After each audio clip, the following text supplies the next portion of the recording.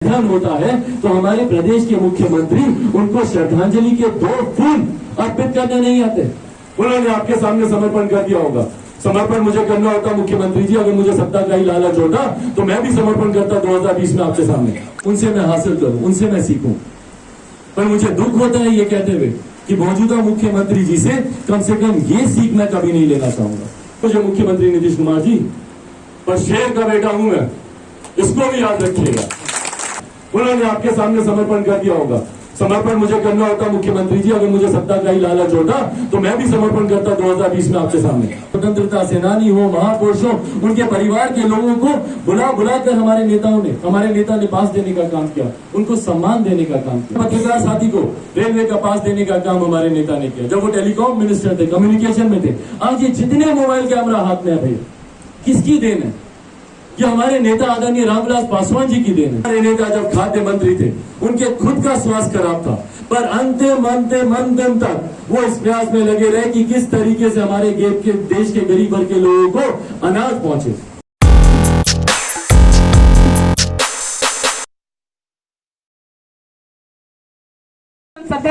रामविलास पासवान जी को उनकी बरसी पर श्रद्धांजलि देने हेतु न आकर बिहार की अस्मिता से खिलवाड़ किया है और साथ ही पूरे देश ही नहीं दुनिया के सभी बिहार वासियों की भावनाओं को उन्होंने ठेस पहुंचाया है।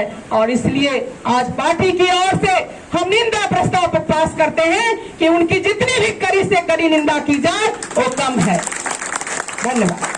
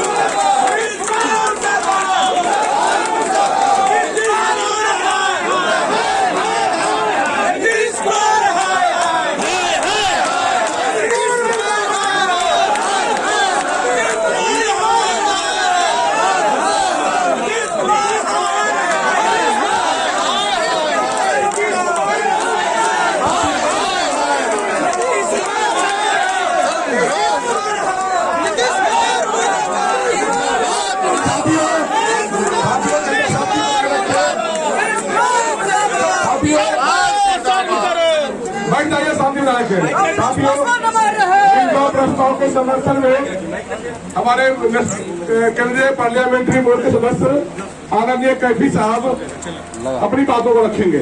कम से कम लज्जा आनी चाहिए। देश का प्रधानमंत्री कहता है रामविलास पासवान का पूरा जीवन दलितों, शोषितों, पिछड़ों, वंचितों के लड़ने के हक के लिए लड़ने के लिए बीत गया। उस व्यक्ति की पहली बरसी थी। 2 किलोमीटर की दूरी पर आप रहते हो, आपने ऐरे गहरे छोटे छोटे कार्यक्रमों में जाने का काम किया। आपने जिस तरीके से इस बिहार की आवाम के साथ, देश के उस नेता के साथ जिसको संपूर्ण देश का लोग अपना मानता था, उसकी बरसी को जिस तरीके से आपने इग्नोर किया है, आने वाला दिन निश्चित रूप से रामविलास पासवान की जो उनके समर्थकों की फौज है इस संपूर्ण देश में, वो फौज आपके इस अवहेलना का बदला लेगा।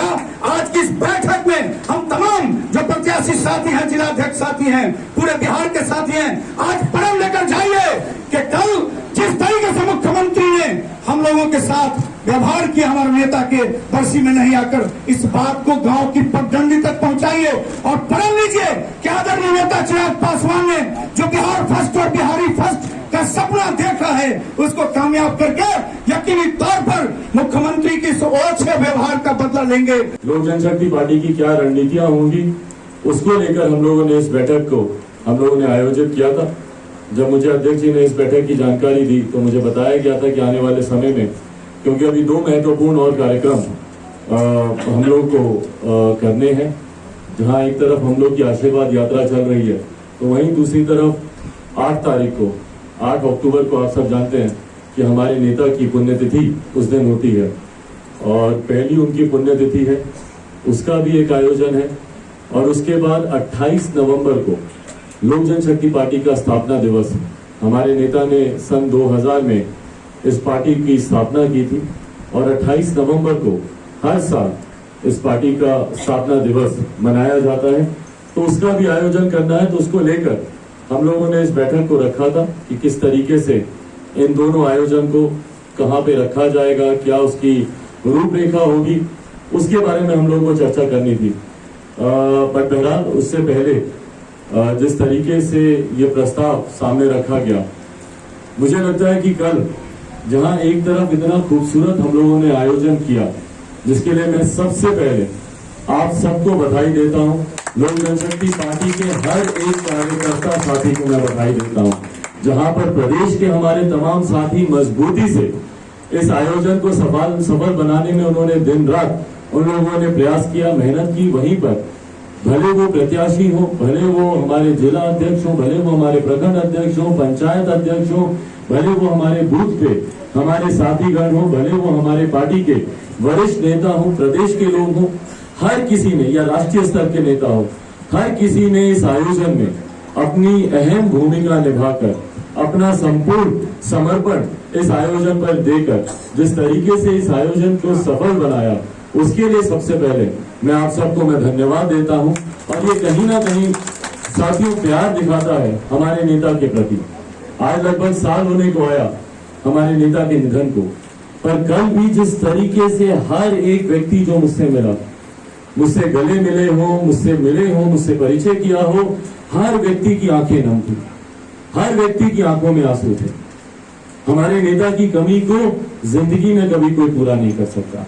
और ये मैं सिर्फ अपने परिवार की बात नहीं कर रहा, मैं सिर्फ लोक जनशक्ति पार्टी को उनके जाने से जो क्षति हुई उसकी बात नहीं कर रहा, मैं सिर्फ समाज की बात नहीं कर रहा, मैं सिर्फ प्रदेश की बात नहीं कर रहा, मैं देश भर की बात कर रहा हूँ। और मैं कोई बड़ी बात नहीं कहूंगा अगर मैं कहूँ कि मैं दुनिया की बात कर रहा हूँ। कल शायद ही देश विदेश से शायद ही कोई ऐसा व्यक्ति होगा जो हमारे नेता को जानता होगा, हमारे नेता में अपना विश्वास रखता होगा, शायद ही कोई ऐसा व्यक्ति होगा जिसने मुझे फोन ना किया। हमारे प्रधानमंत्री जी ने जिस तरीके से खूबसूरत संदेश भेजा, 2 पन्नों का संदेश जिस तरीके से उन्होंने भेजा और उसमें जिस तरीके से उन्होंने इन बातों को लिखा, हमारे नेता के जीवन के सारांश को जिस खूबसूरत शब्दों में उन्होंने पिरोया, जहां 77 में पहली बार जब वो लोकसभा का चुनाव लड़े, वहां से लेकर कैसे हर विभाग में, रेल मंत्रालय हो, इस्पात मंत्रालय हो, कम्युनिकेशन का डिपार्टमेंट हो, और मुझे उनके कार्यालय से ये सूचना तक भी दी गई, और मैं आप सबके साथ इस बात को ऑन रिकॉर्ड साझा कर रहा हूं, मुझे उनके कार्यालय से ये सूचना तक दी गई कि प्रधानमंत्री जी ने खुद व्यक्तिगत तौर पर इस पत्र का एक एक शब्द उन्होंने लिखवाया। मुझे बताया गया उनके कार्यालय से कि प्रधानमंत्री जी ने व्यक्तिगत रुचि लेकर उन्होंने इस पूरे पत्र को उन्होंने लिखवाया और उसके बाद इस पत्र को परिवार के प्रति उन्होंने समर्पित किया। तो जिस तरीके से एक तरफ प्रधानमंत्री जी, दूसरी तरफ देश के राष्ट्रपति, महामहिम राष्ट्रपति जी का संदेश आया, उसको भी कल दिन भर हम लोग व्यस्त रहे क्योंकि ये परिवार के पास ये तमाम ये संदेश आए। मैं आज उसको अपने तमाम सोशल मीडिया के प्लेटफॉर्म पर ये तमाम संदेश मैं आप लोगों से साझा करूंगा। राष्ट्रपति जी के यहाँ से संदेश आया, सोनिया गांधी जी के यहाँ से संदेश आया, लोकसभा के माननीय स्पीकर ओम बिरला जी के यहाँ से संदेश आया, देश के रक्षा मंत्री आदरणीय राजनाथ सिंह जी के यहाँ से संदेश आया। पक्ष विपक्ष का शायद ही कोई छोटा बड़ा कोई ऐसा नेता हो जिन्होंने या तो अपना संदेश ना भेजा हो, या उन्होंने अपनी हाजिरी यहाँ पर खुद व्यक्तिगत तौर पर मौजूद होकर ना लगाई हो, या उन्होंने परिवार के सदस्यों से फोन पर बात कर अपनी श्रद्धांजलि ना दी हो। पर ऐसे में प्रदेश के मुख्यमंत्री आदरणीय नीतीश कुमार जी का इस तरीके से हमारे नेता के प्रति बेरुखी दिखाना, ये सिर्फ हमारे नेता का अपमान नहीं है बल्कि पूरे बिहार का अपमान है, पूरे देश के गरीब वंचित शोषितों का अपमान है। भाई आपको किस बात का इतना अहंकार या किस बात की इतनी रंजिश? आप प्रदेश के मुखिया हैं, एक मुखिया होने के नाते आपको शोभा नहीं देता? मुख्यमंत्री पद की गरिमा के विरुद्ध है ये। मुख्यमंत्री का काम होता है सुख दुख में अपने प्रदेश के लोगों के साथ खड़े होना। मुख्यमंत्री का काम होता है कि व्यक्तिगत द्वेष को एक तरफ रखकर, मुख्यमंत्री का काम होता है व्यक्तिगत रंजिश को एक तरफ रखकर, जिन लोगों ने प्रदेश के निर्माण में, प्रदेश को आगे बढ़ाने में अपना योगदान दिया हो, उसके सुख दुख में जाकर उनको श्रद्धांजलि देना। मैं उम्र में आपसे बहुत छोटा हूं मुख्यमंत्री नीतीश कुमार जी, मैं अनुभव में आपसे बहुत छोटा हूं, और मैंने हमेशा इस बात की सोच रखी कि मैं अपने बड़ों के अनुभव से मैं सीखूं, मैं उनसे प्रेरणा लूं। सत्ता पक्ष के लोग हो, विपक्ष के लोग हो, सबसे मैंने प्रेरणा लेने का मैंने कार्य किया, प्रयास किया।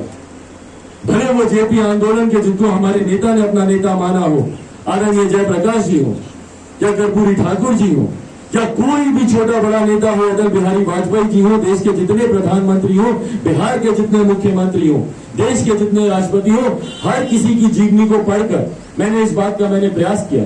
हमारे नेता के साथ एक पुत्र होने के नाते पिताजी के साथ घंटों में बैठता था, उनसे मैं पूछता था कि इन नेता के साथ आपका क्या अनुभव रहा। भाई 6 प्रधानमंत्री के साथ हमारे नेता ने कार्य किया और मैंने कोशिश की कि हर बड़े नेता से कुछ ना कुछ अनुभव उनसे मैं हासिल करूं, उनसे मैं सीखूं।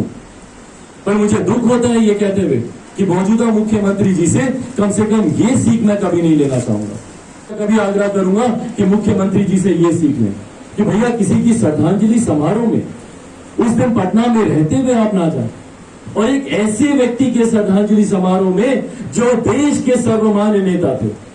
मैं उनको किसी जाति में नहीं बांधूंगा, मैं उनको किसी समाज में नहीं बांधूंगा, किसी प्रदेश में नहीं बांधूंगा। देश के सर्वमान्य नेता थे वो और यही कारण था कि देश के 6 प्रधानमंत्रियों के साथ उन्होंने बड़े से बड़े विभाग में उन्होंने बड़े से बड़े कार्य करने का काम किया। और क्या कुछ नहीं किया उन्होंने देश के लिए भैया, क्या कुछ नहीं किया। मंडल कमीशन की बात हो, आज पिछड़ा आयोग की हम लोग बात करते हैं, हमारे नेता की उसमें अहम भूमिका रही।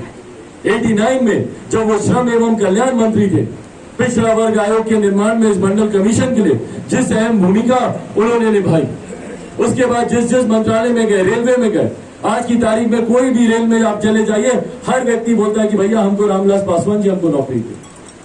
हमारा परिवार आज रोजी रोटी खा रहा है तो ये रामविलास पासवान जी की देन है।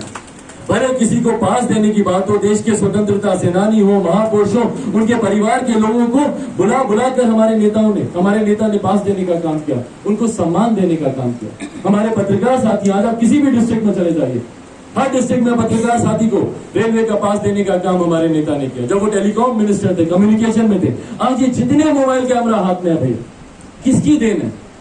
ये हमारे नेता आदरणीय रामविलास पासवान जी की देन है।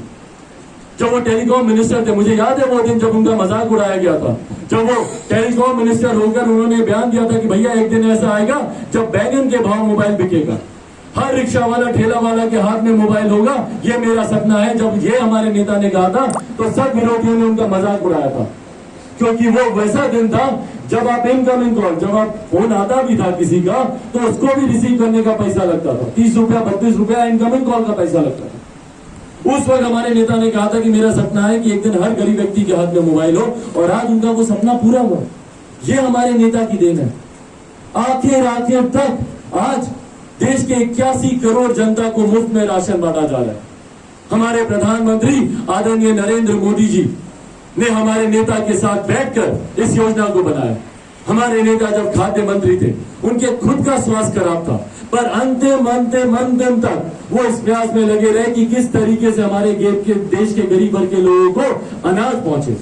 और आज उन्हीं की बनाई हुई योजना के तहत हमारे नेता की चिंता थी कि भैया जो किसी कार्ड धारक नहीं है, जो किसी योजना से नहीं जुड़ा हुआ, जो खाद्य सुरक्षा कानून से नहीं जुड़ा हुआ, ऐसे कई गरीब लोग हैं जिनको लॉकडाउन में राशन की दिक्कत हो गई, तो प्रधानमंत्री गरीब जन कल्याण योजना का निर्माण हमारे नेता ने प्रधानमंत्री जी के साथ मिलकर किया, जिसके तहत आज देश में 81 करोड़ लोगों को आज की तारीख में भी मुफ्त में उनको राशन मिल रहा है। तो भैया जिस नेता ने समाज के गरीब वर्ग के लिए जात पात धर्म मजहब से उठकर मोबाइल फोन अगर उन्होंने बांटने का काम किया, या अगर उन्होंने रेलवे के पास देने के काम किया, सरकारी नौकरियां उन्होंने देने का काम किया, या राशन बांटने का काम किया, तो उन्होंने ये नहीं सोचा कि भैया ये ऊंची जाति का है, ये पिछड़ी जाति का है, ये दलित है, ये अमीर है, ये गरीब है, या ये हिंदू है, या ये मुसलमान है, या किसी और जाति का है, धर्म का। हमारे नेता ने देश के गरीब वर्ग को मुख्य धारा के साथ जोड़ने के लिए दिन रात प्रयास किया। 50 साल का उनका सक्रिय जीवन रहा। 50 साल के उनके सक्रिय जीवन में आज की तारीख में ये उपलब्धि माना जाता है। आज की तारीख में उपलब्धि माना जाता है। नेता कोई बाद में बनता है, दाग उसके दामन पर पहले आ जाता है, पर हमारे नेता पर कोई 1 रुपया तो क्या 1 पैसे का दाग लगाकर देते, आप जो कहेंगे मानने को तैयार।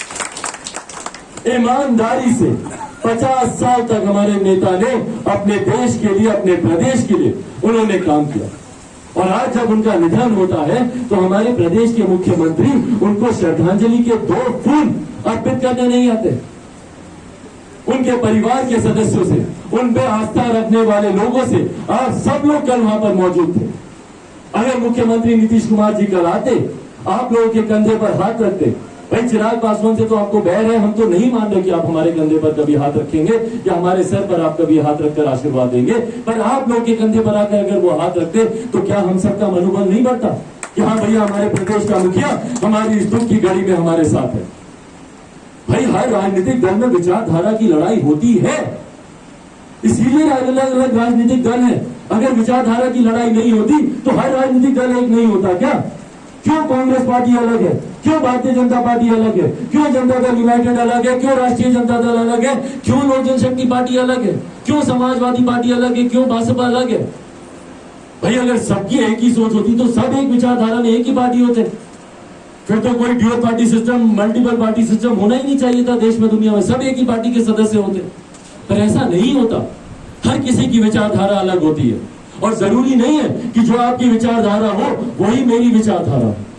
और मैं नहीं सहमत हूं मुख्यमंत्री नीतीश कुमार जी आपकी विचारधारा से, मैं नहीं सहमत हूं आपकी नीतियों से, पर इसका बदला आपने मेरे परिवार, मेरी पार्टी को तो तोड़ कर लिया, पर इसका बदला आप मेरे नेता को, जो कि देश के सर्वमान्य नेता है आदरणीय रामविलास पासवान जी का अपमान करके बदला लेंगे। कैसी सोच है ये आपकी मुख्यमंत्री नीतीश कुमार जी? मुझे कभी नहीं लगा था, मैंने सपने में कभी नहीं सोचा था कि मुख्यमंत्री नीतीश कुमार जी बदले की भावना में इतने ज्यादा आक्रोशित हो जाएंगे कि वो ये तक भूल जाएंगे कि आप किस नेता का अपमान कर रहे हैं, जो आपके समकक्ष रहे, जो आपके सहयोगी रहे। भाई चिराग पासवान से आपको दुश्मनी है ना, चिराग पासवान से आपको बैर है, तोड़िए मुझे, जितना तोड़ना है तोड़िए मुझे, मैं तैयार हूं आपके सामने खड़ा। मेरे पिता के निधन को एक साल नहीं बीता, आपने मेरे परिवार के सदस्यों को मुझसे अलग कर दिया, तोड़ दिया। और यह आज की तारीख में कोई छुपी हुई बात नहीं है। जिनको आपने अलग किया, खुद उन्होंने एक साक्षात्कार में उन्होंने इस बात को कबूला कि कैसे आपकी पार्टी के आज की तारीख में जो मौजूदा राष्ट्रीय अध्यक्ष है, उन्होंने किस तरीके से मेरे परिवार को तोड़ने की कोशिश की। मेरी पार्टी को निरंतरता में आप तोड़ने का प्रयास करते हैं, तोड़िए ना, तोड़िए मुझे मुख्यमंत्री नीतीश कुमार जी। पर शेर का बेटा हूं मैं, इसको भी याद रखिएगा। शेर का बेटा हूं, लाख प्रयास कर लीजिए, ना टूटूंगा ना झुकूंगा, और आपकी गलत नीतियों के सामने तो मैं समर्पण कभी नहीं करूंगा। संभवतः मेरे परिवार के, मेरे और कई ऐसे लोग होंगे जो अपनी व्यक्तिगत लालसा में उन्होंने आपके सामने समर्पण कर दिया होगा। समर्पण मुझे करना होता मुख्यमंत्री जी, अगर मुझे सत्ता का ही लालच होता तो मैं भी समर्पण करता 2020 में आपके सामने, नतमस्तक हो जाता आपके सामने। मैं भूल जाता कि कैसे आपने मेरे नेता का निरंतरता में अपमान किया।